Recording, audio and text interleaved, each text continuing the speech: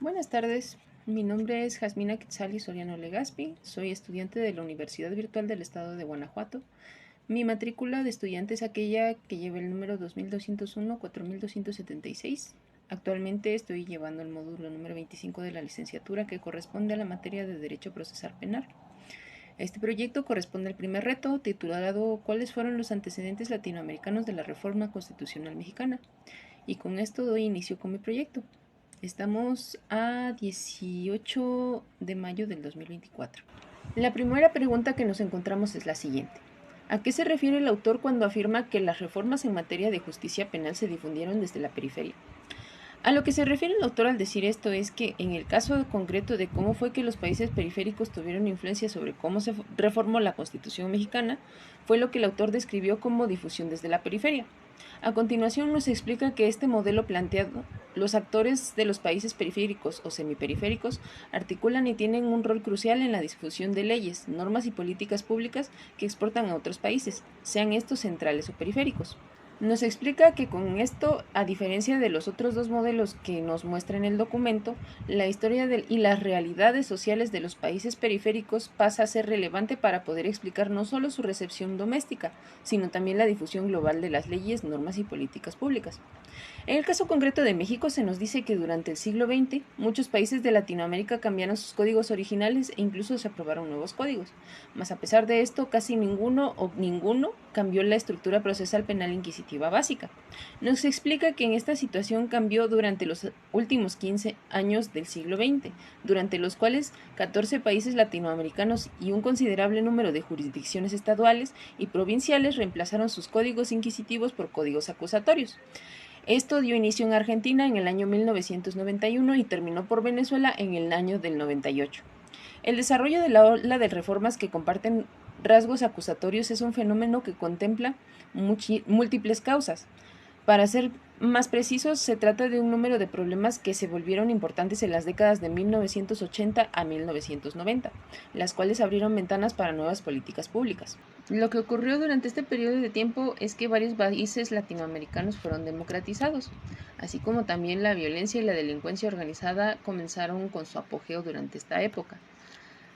También influyó el deseo de las grandes instituciones internacionales en la relación del desarrollo económico y el Estado de Derecho, lo cual empujó al gobierno de ese entonces a comenzar a reformar los códigos penales de acuerdo a esto mismo, comenzando con las olas de reformas a los códigos procesales penales, más en específico de México y otros países de América Latina. La siguiente pregunta nos pide que señalemos las distinciones entre los códigos inquisitivos a los códigos acusatorios en Latinoamérica. Las distinciones radican en los siguientes puntos. El contexto político, ya que el sistema acusatorio se desarrolla en la democracia, donde reina el individualismo, y el respeto al individuo lo hace particular e interviene en la administración de justicia. Por el contrario, las características del sistema inquisitivo lo hacen desenvolverse en regímenes totalitarios en los que el respeto a la persona humana no es privilegiado. Iniciación del proceso. En el sistema acusatorio puro, el acto formal de acusación corresponde a los particulares, ya sea como acción popular, o sea, a cualquier ciudadano o privada, ya que sea esto a los directamente ofendidos. En el sistema inquisitivo, a pesar de que se puede haber una acusación oficial de parte del órgano que haga las veces de Ministerio Público, el proceso se inicia de oficio por los tribunales y por denuncia, declaración o clamor popular. El siguiente punto es la situación procesal del sindicado. En el sistema acusatorio, la situación procesal del acusado, salvo excepciones, es la libertad, a diferencia del sistema inquisitivo, que lo normal es la prisión preventiva y la excepción, la libertad, con medidas sustentativas.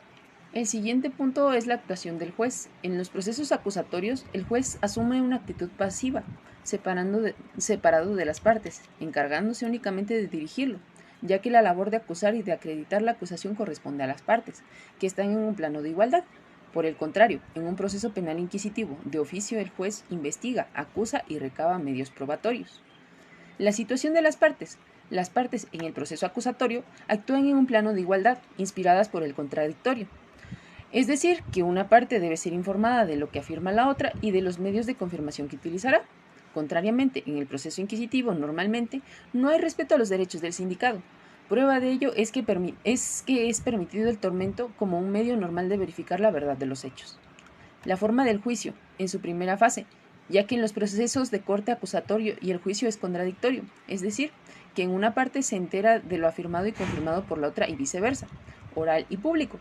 Sin embargo, en el inquisitivo la fase de instrucción es escrita y secreta, limitándose el derecho de contradicción, pues el acusado normalmente no sabe quién lo acusa y de qué se le acusa, y el derecho de defensa sufre serios menoscabos, pues el sindicado no es asistido por el defensor cuando es interrogado y su participación en la fase de investigación es muy limitada. La forma de juicio en su segunda fase. En el proceso acusatorio, como en el juicio, incluyendo la fase de instrucción, es público y el proceso por norma general está libre, no hay tortura. A diferencia del inquisitivo, que como es secreto y el sindicado se encuentra normalmente detenido, la tortura se posibilita. La forma del juicio en su tercera fase, ya que el acusado tiene conocimiento de quién lo acusa, de qué se le acusa y quién es el juez. En el sistema acusatorio, por lo contrario, en el procedimiento inquisitivo, normalmente el sindicado no sabe quién lo acusa, ni quién lo juzga y de qué se le acusa. Otra diferencia entre estos dos es la carga de la prueba. En el acusatorio, las partes, tanto acusado como acusador, tienen libertad probatoria, estando a cargo de la parte acusadora el acreditar los derechos en que fuera la acusación. En el inquisitivo, los medios de prueba están regulados en forma estricta y el juez procede de oficio a la apartación de la prueba. El principio de la permanencia de la prueba en el sistema acusatorio que se produce en la fase preparatoria únicamente es tomada en cuenta como motivos suficientes para la apertura del proceso, o sea, el debate, propiamente dicho. En cambio, en el sistema inquisitivo, la prueba practicada por el investigador es permanente, porque no es necesario repetirla en la etapa de juzgamiento, hasta el punto de que el juez dicta sentencia con fundamento en actas que contienen las pruebas, pues en la mayoría de las veces no se percibe la práctica de las mismas. Esto de acuerdo a lo dicho por Alberto Suárez Sánchez. La situación con la valoración de la prueba es que en los procesos de corte acusatorio, el juez valora la prueba conforme a su libre convicción. En cambio, en el sistema inquisitivo, es el legislador quien le indica al juez el valor de cada medio de prueba, naciendo así el sistema que se conoce como prueba atestada o legal.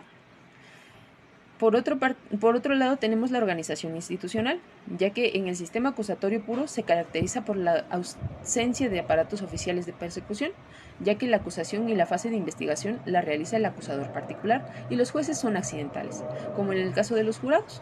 No hay un testamento judicial fijo. En el sistema inquisitivo hay órganos oficiales permanentes y especializados de persecución y juzgamiento. Otra diferencia que encontramos son los poderes relativos. En el proceso penal acusatorio, las funciones de acusación, defensa y jurisdicción están claramente diferenciadas.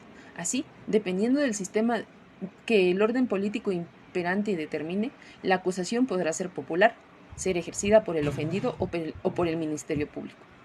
La defensa por un abogado designado por el sindicado o por un órgano estatal y diferenciado, y la función jurisdiccional ejercida por jueces independientes, imparciales e imparciales.